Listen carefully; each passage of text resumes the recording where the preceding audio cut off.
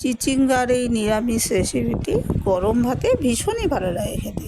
সর্ষের তেলে শুকনো লঙ্কা আর পাঁচফোড়ন দিয়ে নুন হলুদ মাখানো চিচিঙ্গাগুলো ভেজে নিচ্ছি। বেশ লালচে করে ভাজা হয়ে গেছে।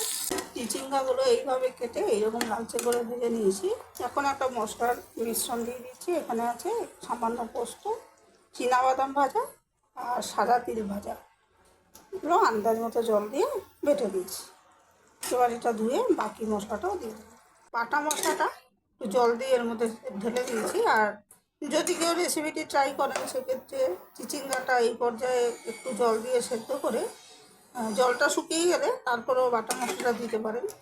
কিন্তু আমি যেহেতু এতে বাদাম ভাজা বেটে দিয়েছি, আমি সেই জন্য আগেই দিয়ে দিলাম। আর পোস্ত নামমাত্র আছে, আর পোস্তর কোনো রান্না হলে আমি একেবারে শেষে পোস্ত বাটা মেশাই। এখানে সাদা তিল আর চীনাবাদাম ভাজা এই দুটোই সব থেকে বেশি আছে। আর সাদা তিলটা কিন্তু আরেকবার বলে দিচ্ছি ভাজা, শুকনো কড়াইতে ভাজা দিয়ে দিলাম।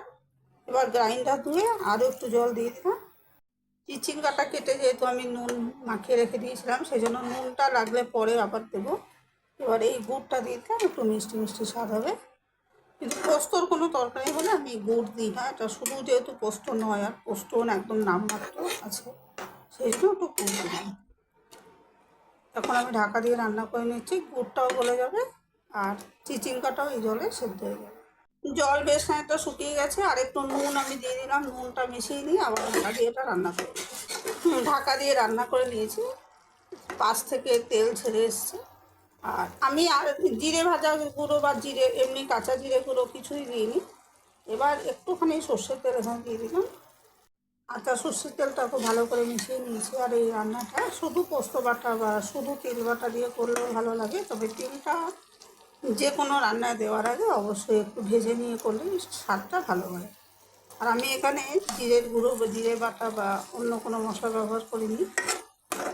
ওই মশলাগুলো ব্যবহার করলে এর স্বাদ একটু কমে যেত। তবে যদি কেউ রেসিপিটি ট্রাই করেন, পছন্দ মতো অন্যান্য গুঁড়ো মশলা দিতে পারেন।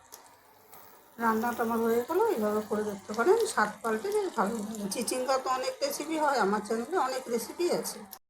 চিচিঙ্গার এই নিরামিষ রেসিপিটি গরম ভাতে ভীষণই ভালো লাগে।